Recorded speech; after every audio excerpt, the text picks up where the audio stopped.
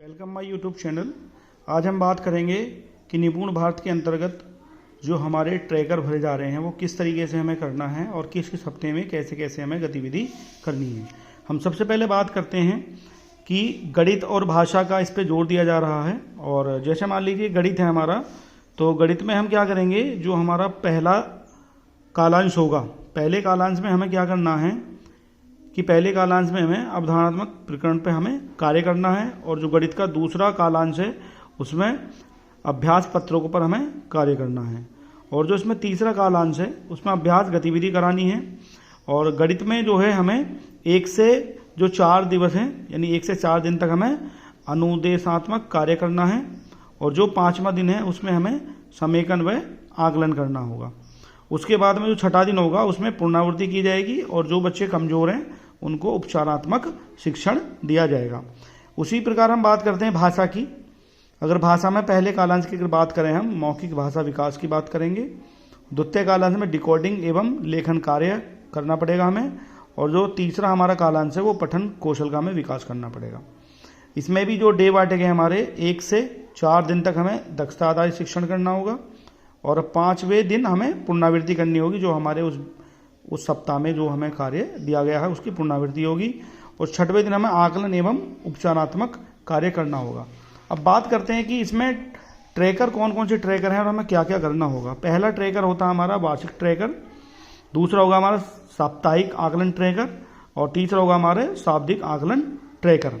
और ट्रैकर जो है वो कब कब और किस किस सप्ताह में कौन कौन सा हमें करना है उसमें हम आपको बताएंगे। शाब्दिक आकलन जो ट्रैकर है हमारा, वो हमारा भाषा का है 9वें और 18वें सप्ताह में करना होगा, जो कि पीछे हमारा 9वां सप्ताह चला गया है, तो हमने वो किया था, हम आपको दिखाएंगे। और गणित में हमें करना होगा 11वां और 22वें सप्ताह में। 11वां सप्ताह हमारा अगला सप्ताह होगा, उसमें हम गणित का शाब्दिक आकलन ट्रैकर भरेंगे। और इसमें जो दिया गया है किस तरीके से हम बच्चों को कैटेगराइज करना है। अब बात करते हैं प्रथम समूह जो रखा है, उन बच्चों का रखा है जो डिकोडिंग 50% से कम मार्क्स लाएंगे बच्चे, उन बच्चों को हम ग्रुप 1 में रखेंगे, ए में रखेंगे या प्रथम समूह में रखेंगे।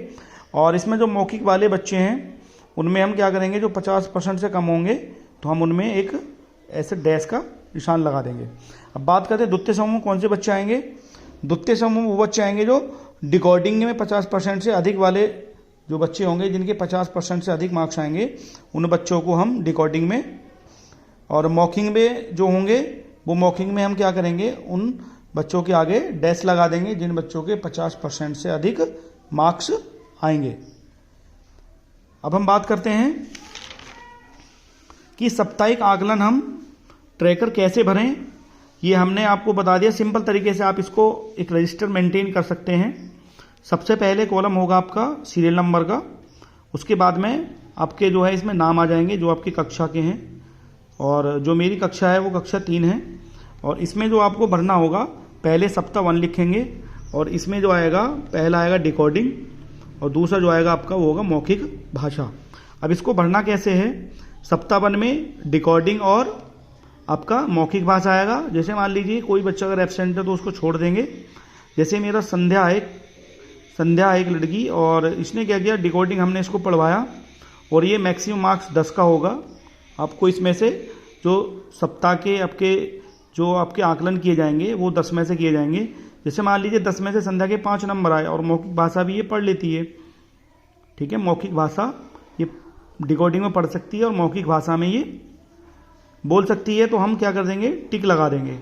उसी हिसाब से इनको हम एक एक करके बच्चों के सामने 10 में से मार्क्स देंगे, क्योंकि हमारे पास एक जो शब्द हैं वो हम बोर्ड पे लिख देंगे, या आप एक क्वेश्चन पेपर भी बना सकते हैं, उसके माध्यम से भी आप इसको करा सकते हैं। तो 1 बाई 1 हम क्या करेंगे, बच्चों के नाम लिख देंगे, और इनका ये हर सप्ताह ये किया जाएगा।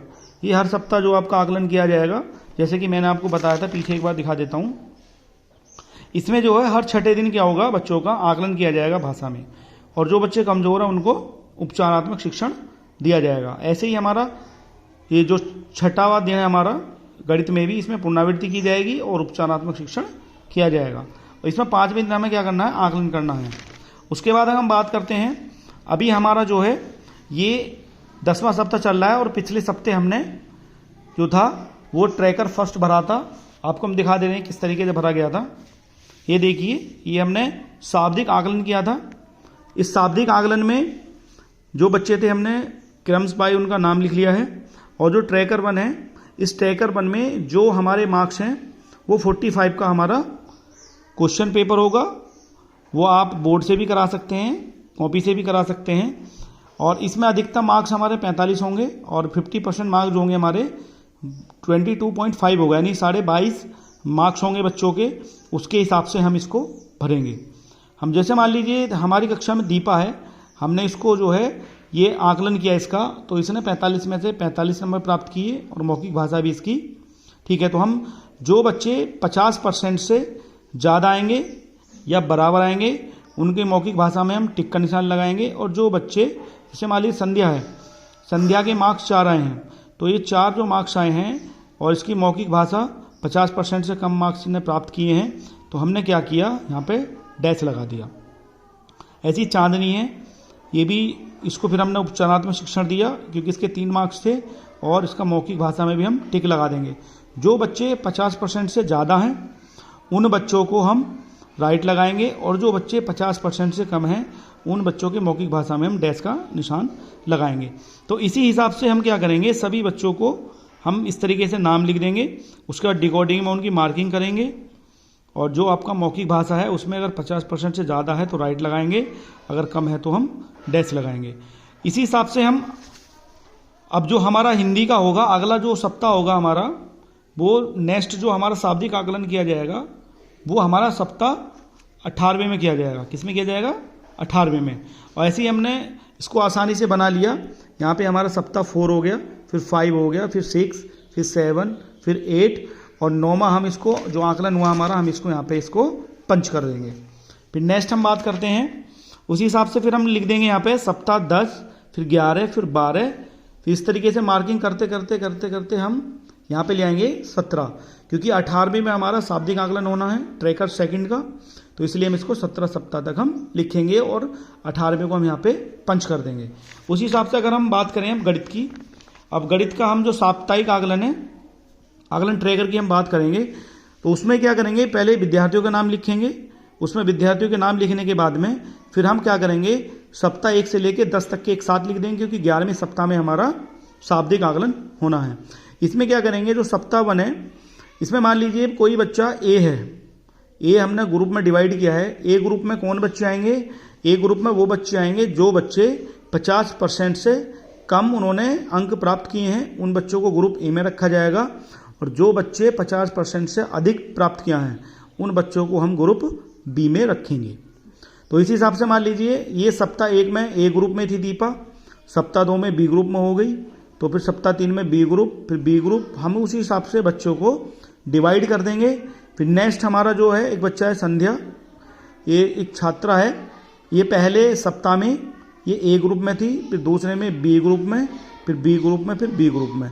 जो बच्चे ग्रुप ए में आएंगे उन बच्चों को रिमेडियल टीचिंग कराई जाएगी, और जो बच्चे हमारे पी में होंगे उन बच्चों को हम आगे शिक्षण कार्य कराएंगे। और साथ ही साथ जो बच्चे हमारे कमज़ोर हैं उन बच्चों को हम प्रयास करेंगे कि उनको बी ग्रुप में जल्द से जल्द आपको पहुंचाना पड़ेगा। क्यों? क्योंकि निपुण भारत के अंतर्गत यही कहा गया है कि जो बच्चे छूट रहे हैं, जो शिक्षक की मुख्य धारा से छूट रहे हैं, शिक्षण की मुख्य धारा से, उन बच्चों को हमें अपनी क्लास के बच्चों के साथ उपचारात्मक शिक्षण देने के उपरांत उन बच्चों को उसी ग्रुप में लाना है जो बच्चे सीख रहे हैं या सीख गए हैं।